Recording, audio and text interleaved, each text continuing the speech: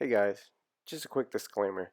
The presentation was done from the perspective of a teenager who doesn't check his grammar, so you can see multiple misspellings and all this other stuff, but it's part of the concept. All right. If you are a designer in the room, if you work with designers, if you appreciate good design on any level, you're going to want to stick around for this one. We've got George from Spin Master. And also, if you happen to have, I don't know, kids ages 8 to 12, something like that, and if you're familiar with the Diary of a Wimpy Kid book series, I know that I've got like 25 of those books in my house. Um, you're gonna love what he's put together here because it's all in that same theme, very creative. Um, and again, George has put a lot of time into this, coming from the design side at Spin Master, and all that he's gone through in terms of our 3D solutions and getting those into play within his role. So we're almost there, I think.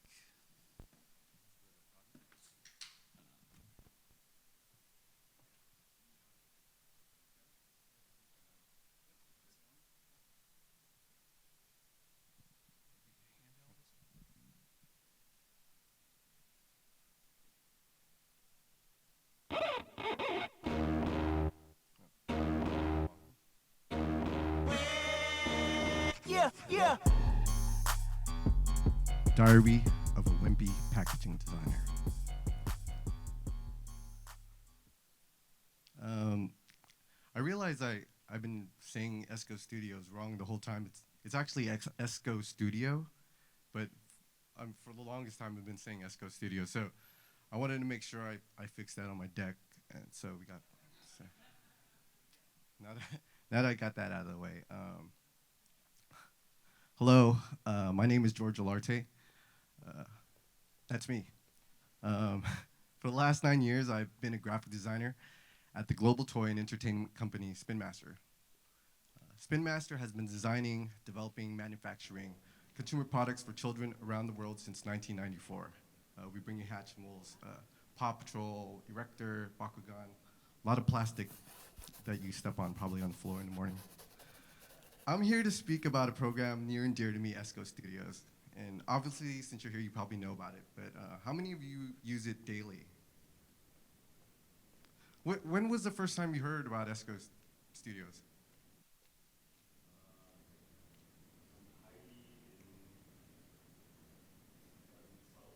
Wow. See, I've only known about it since 2017. That was the first time I actually seen it. And so, I wish I would have known about it sooner. So I apologize. Uh, but I'm going to walk you through 3 case studies of projects I use Esco Studios with. And through these stories, I hope to show you the power of the software and how it transformed me as a packaging designer. I can remember the first time I saw Esco Studios.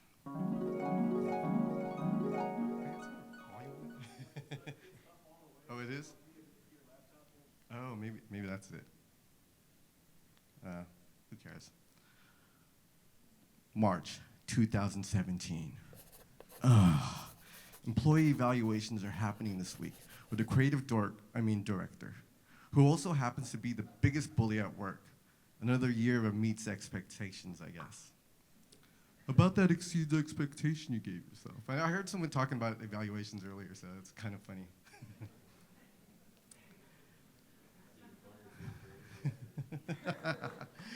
After the meeting with the boss, he pulled me in a demo and presentation from the Artios dudes. That's how I knew them, the Artios guys. I came for the lunch. Unfortunately, there was none. Got stuck in a seat where I couldn't escape without being noticed.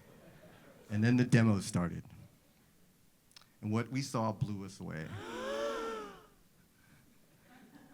I mean, it was just like sorcery. There was he had Illustrator up, and it was rendering packaging in 3D at the same time. I was blown away. Hazy was probably blown away too. But it was the first time I actually seen something like this. They were adding substrates, different colors, different things were happening, and it was all in real time. And I knew Esko would be back in a month to train us, and I just had to be in that training session. June 2017. This Esko training session is way too early, and I'm usually late to these things. To no one's surprise, IT didn't supply us with enough laptops to train with. So we had to huddle around in groups trying to learn Esko Studios. What was cool was Paul Plank. I don't know if he's here. Oh, yeah, that's the man.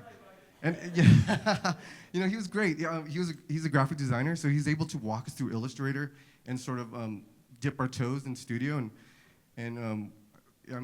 He was our guide. He was our shepherd. He kind of just walked us through. It's always daunting when you're learning a new program, so you're great, Paul. And so we were on our way to creating Esko Studio renders, and this was my first render. Had the window blister, the chip art, the foil board material, the outer carton, the reflective floor. That's nuts to me because we had to do that in Photoshop in the past, and just to have it do it was pretty amazing. And it was just like this package that had like volume, different materials to it. I was impressed. July 2017. A weekend and I got the basics down. I mean, I had to totally ignore actual work, freaking work through lunch, and ignore my work BFF. That's to all the work BFFs out there. But every day was progress. Like every single day, I was just learning so much and learning new things. And then I reached back into my archives of packaging that I had previously created that fell short of what I envisioned when we received samples from China, like bad tape jobs, dinged up in transit. So I wanted to go back and right some wrongs. So one of the first packages I pulled up was the Mecha Spider from Meccano. And this package is a box. It just had a lot of different angles to it. It had a corrugate handle, spot UV, soft touch, which is what Apple packaging has. And we really wanted that spider to pop, and so this was my first studio render without Paul. He really got me on my way, so I really loved how this came out. But it's a box. Doesn't have all the little parts to it, the plastic, the windows, the inner carton, outer carton. So that was like the next step, and that's what you use a studio toolkit to. It's kind of like the garage. You assemble all the parts and pieces, and it's sort of like this 3D environment. And there's a little bit of a learning curve for us. I mean, for me at least. But once I got the hang of it, I kind of worked it into my workflow, and folder structure is a must. But when you kind of find your own groove, you kind of just work with it. And I try to break it down into 3 simple steps, which was to gather and assemble your files in Studio Toolkit, design using the assembled files in Adobe Illustrator, and then generate packages while you're drinking pina coladas or smoking cigars, or as my friends would say, smoking blunts. And I would just kick out these beautiful renders. Like this was like one of the first ones was the Micronoid. It had like the inner carton. You could see the corrugate on the side. Had these nice little angles. Had a matte finish with the robot was in a spot UV, so when you turn it, you could actually see it. And it had the product in there. And you're able to color the product, so you kind of really have a great feel of what the packaging is going to look like. And the beauty of Esko Studios is that you could kick out a keyshot file. And once you bring it in a keyshot, you get a lot more control on materials, lighting. You can punch up the drama like way more. And so you can see like now that you can see the product. I mean, the product looks like it's there. Whew. I'm still amazed. But like, if you go to like Amazon and see what Amazon has, like that's the image that you see, and like they just don't compare. I wish I could tell them like, hey, can you use this, please? Because I don't know if maybe that's why it's on sale.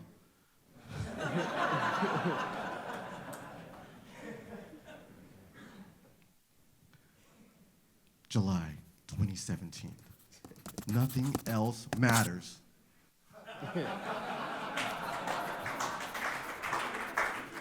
I'm spending half my days at work tinkering with Studio. It was like one thing to work on packages that I've already completed, but what about projects that are new, where the stakes are a little bit higher? Enter the Paper Shredders product line. This was like a bunch of toy instruments with the star being this guitar. So it had to have a great try me on shelf. but it gave me the opportunity to work with CAD files and Artio's CAD files. So to be able to wrap the packaging around the product, that was key. And so once we kind of like worked through the different structures, we did the Thanos snap and made them all disappear till we had one. And that was the one we wanted to work with. So after that, I kind of do what I normally do, which is graphic design. And I relied on my old skill set, which was like putting mood boards together, generating concepts, researched and developing graphics and designing logos. And sort of, you can kind of see what I was trying to do, so this heavy metal look. Maybe it was like, the top was like American Idol. The bottom was like this punk rock pop. And the last page was for all the gear sleds to just buy gear. What was new was Esko Studios. And this time, like, I had it in my arsenal. When working on a flat packaging file, it looks like a puzzle. You can't really see what's going on when you're working on it. It's like an odd thing. But with the help of Esko Studios, I'm able to sort of see exactly what's going to happen, and it's happening in real time. I can move logos around, and you hit the little refresh button, and all of a sudden you see it. So this enabled me to kind of quickly work through different ideas and have a bunch of different kind of packaging concepts. So this was phase one, and this is the way I pulled all those mood boards into sort of what I was doing with the structures. We kind of narrowed it down to 3, and wanted to bring in a kid, so a kid can envision himself in these packages. And then for some reason, we eliminated the word paper, so it just became shredders. Now I'm adding more display units. There was this drum packaging where the wrap kind of wrapped from the bottom and the top. So it gave me a couple of opportunities to do something different. And then final with phase 4. And this was it. So definitely had the wrap. We had an amp that was paper. Everything about this was paper. And we were really happy with where it went. August 2017. Major emergency meeting today. New project lands on my lap, which should be cool, right? Only we have a little over a month to get nail the design and get it approved. Yeah, I'm not worried at all.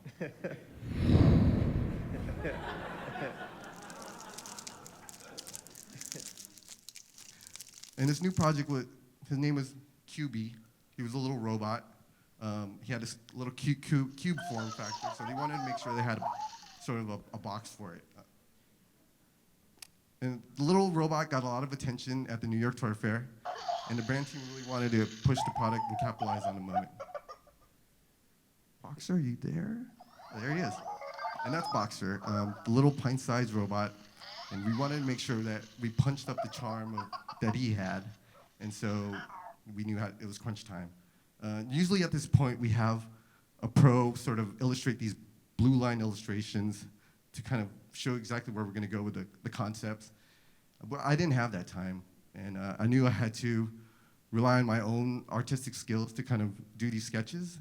And so these are the first ones. And I mean, they're all right. They kind of get the idea through. It's a big box, big blister window that went on the top. Maybe Boxer or QB was doing his little wheelie. So that was the first option. Option 2 was this clamshell box that, maybe the idea was that Boxer would be peeping from the top, and you open the box and then he jumps out. I mean, that everybody likes an unboxing moment, so that's what we were thinking about. The sketches don't get any better, so this was option 3. Maybe the idea is that when you open up the box, you see some sort of material, like marketing stuff. Maybe it lit up. The idea was that his eyes would be die cut, and maybe when you walk past it, he would follow you. So those were our 3 options. I thought maybe if I make it blue, it'd work better. But no. And so after that, I got with my instructional engineer, because it could only be 2. A designer and instructional engineer, and that's Jerry. He's retiring next week, but man, that guy was amazing. But I showed him my sketch, and he gave me some good options on some structurals. And then once I got the structures from Jerry, I put down graphics and started kicking out some renders. So this was the first one, and as you could tell, it didn't deviate too much from my sketch. It's still there. It has Boxer doing his QB doing his little wheelie. I might say Boxer and QB because we eventually called him Boxer. And you could take Studio and sort of show the top. These are sort of the 3D turnarounds of them. So I mean, this was cool. It's pretty straightforward. It shows a toy, but we wanted to step it up a little bit more for the second option, which was the clamshell. Get the graphics down, and the real challenge with this was those two side panels at the top had to match up when the box closed. And for Esko Studios, that was easy to do. I mean, it would show you exactly where it closed. So if you needed to make adjustments, you would. And these were the renders. So it was really minimalistic from the front. When you opened it up, it has really great pop of color. I'll get to that hole in a little bit. But maybe the idea was that Boxer would turn on, or QB would turn on and maybe say something, you jump off the box. These were turnarounds. So the unboxing moment for this guy was, maybe if you open it, a ball would pop out. I know it's simple. It wasn't him turning on and jumping up, but maybe like a ball would pop out and you would interact with it. So that was the unboxing moment for this guy. And so for the last option, which was that bad sketch I had, I actually liked how this was turning out. It had kind of this like Xbox feel. There's a lot of mystery with the green. And you could see where the die cut eyes were for where the product was going to sit. What was cool about this was when I wrapped this graphic around it, and when you render it, it was really nice to kind of just see how the graphics could round it. So there was a lot of mystery behind this packaging, but hopefully the eyes, when you walk by, would turn on. And then when you opened it, it had this great pop of color from the inside. And what was cool is when you opened this package, it kind of lifted up QB, so he's like, oh. And those are turnarounds. And the unboxing moment for this was, what if we took QB, turn off the lights, and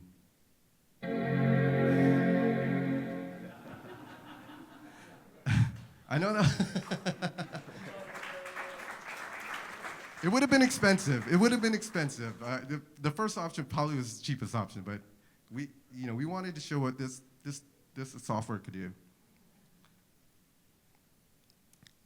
October 13, 2017. Friday the 13th. What could go wrong?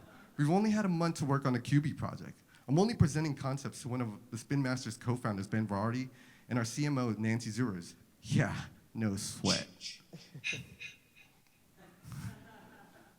But really, no sweat. Like, what we presented, Ben, was these great structures and sort of like the 3D renders of what we were presenting. And he was really able to visualize exactly what we were trying to do and what we were trying to accomplish. So the decision making was really, really easy for him to do. Can you guys guess which one he picked? Well, if you saw the flyer from the Keyshot thing, you probably already know it. Spoiler alert. And so this is the packaging they finally picked. And as you can tell, it didn't deviate too far from the sketch I had. I mean, it had him peeping out from the top. It's a clamshell box. We eventually called it Boxer. Ben loved the peekaboo concept, the minimal graphics, and the charm of the packaging. And Nancy couldn't believe the speed in which we delivered the project from start to finish. She kept telling me, like, wow, that was so fast how we got approvals on that. And it's true. And the charm of this package was that it became part of Boxer's essence and his DNA, and I'll let Boxer kind of tell you about that. Boxer, the Box Bot. You can take Boxer out of the box, but you can't take the box out of Boxer. He'll always be high-tech and hilarious. Just watch what you feed him. Boxer, Boxer, Boxer. Enormous play, tiny bot from Spin Master.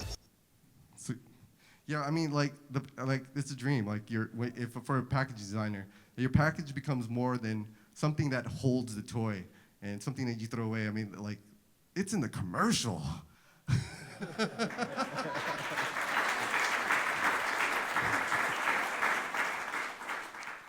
And that whole unboxing thing became like part of it, part of its essence. Like this was one of unboxing. This is Boxer, your pint-sized, freewheeling robot, always on the move. He comes ready to play right out of the box with a ton of cool features. So you can kind of see, like, when you open it up, the ball came out. I mean, he's already interacting with the package before you even turned it on. And we were really happy about that. That was Boxer, guys.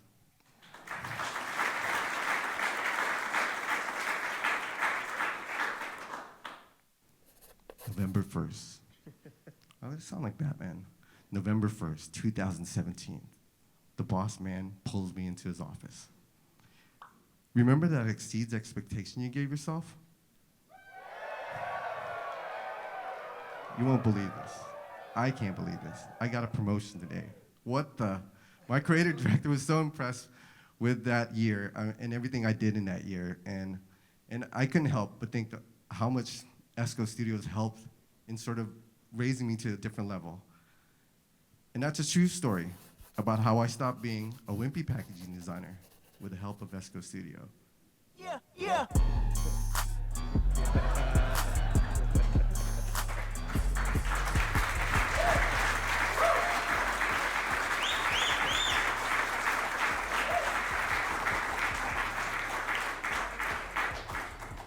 That is fantastic. You got questions for George? Yes? Yeah, George, I'm also a graphic designer, and I've been doing 3D for a long time, and I just want to say that was inspirational, and thank you for your passion, and I'm excited, man. This is one of the best presentations I've ever seen in my life. Well, this is the first time I've actually presented. So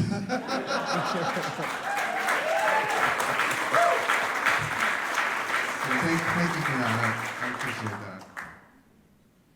Any other? Oh, yes? Yeah, I just want to say, I mean, I appreciate the praise, but you guys were phenomenal work with this tool. I mean, you guys have done some amazing things with this tool I've ever seen.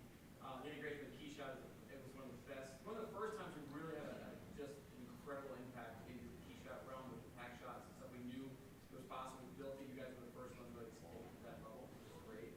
I'm excited.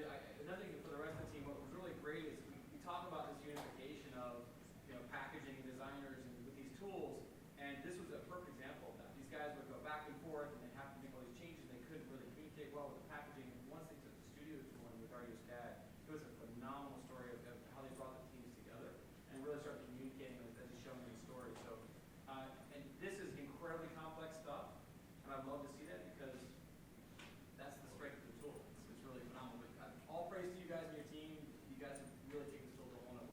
Yeah, no, I love it because it's not, for me, it's not a finishing tool. For me, it's like part of the concept phase and sort of the development phase. And like I really like would stress that, don't think of it as something like, oh, I can make it look pretty when I render it. Like, think of it how to use it to sort of develop your ideas.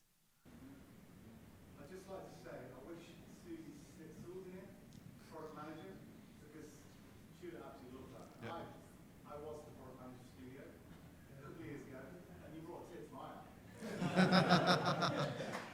I love Susie, and this is all for her. So. And everybody, so I did invite, or I pinged Susie this morning saying you got to be here for George's presentation, and she was unable to join. She was very apologetic, but everybody should feel free to go up to Susie and say you won't believe what you missed. Okay, let her know. Yes, please. So I do have a question for the rest. I'm not sure if others are asking, but one thing I always get asked by many guys is what is the adoption curve, right? These tools can't be that easy to use, and they're like any digital tool. There's complexity to it. Can you speak a little bit more to what you think was how hard was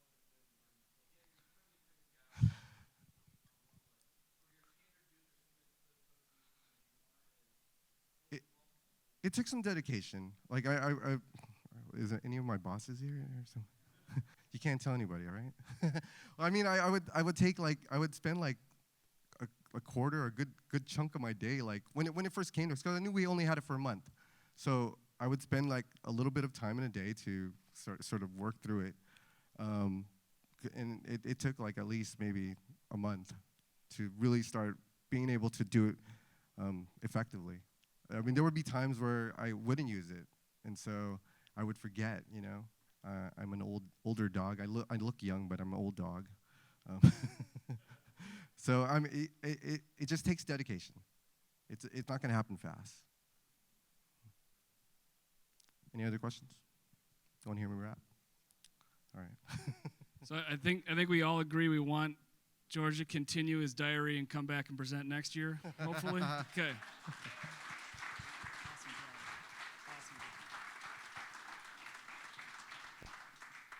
All right, so it is lunchtime. Have a great lunch. Back here at 1:30 for Kimberly Clark and X-Ray Pantone to tell their awesome story on color management. So thank you.